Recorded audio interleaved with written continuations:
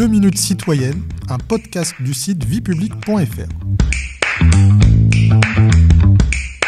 Bonjour à tous, je suis Guillemette, rédactrice pour le site viepublique.fr et je vais aujourd'hui vous expliquer en quoi consiste le service public en France.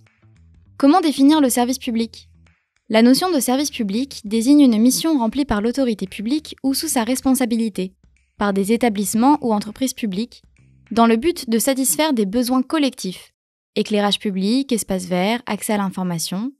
Elle se caractérise par l'octroi d'une prestation aux citoyens, aussi appelée usagers. Les missions de service public peuvent avoir des finalités variées.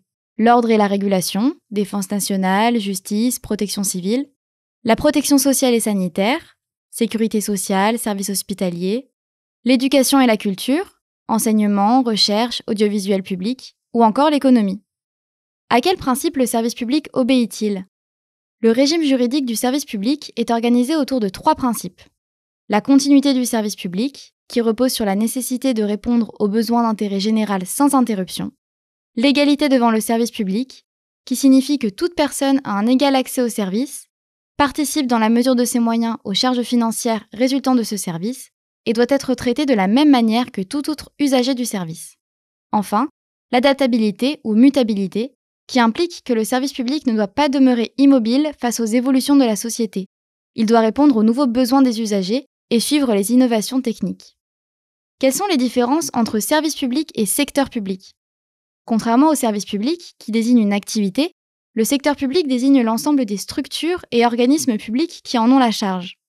En France, le secteur public comprend les administrations centrales, c'est-à-dire l'ensemble des organisations publiques qui dépendent de l'État et du gouvernement, et dont l'action s'applique sur l'ensemble du territoire national, ministères ou services déconcentrés par exemple, les rectorats, les préfectures, les administrations locales, dont l'action est limitée au territoire administré par la collectivité territoriale, région, département, et les administrations de sécurité sociale, qui regroupent les caisses nationales et régionales d'assurance maladie, les caisses d'allocation familiale, d'assurance vieillesse, etc.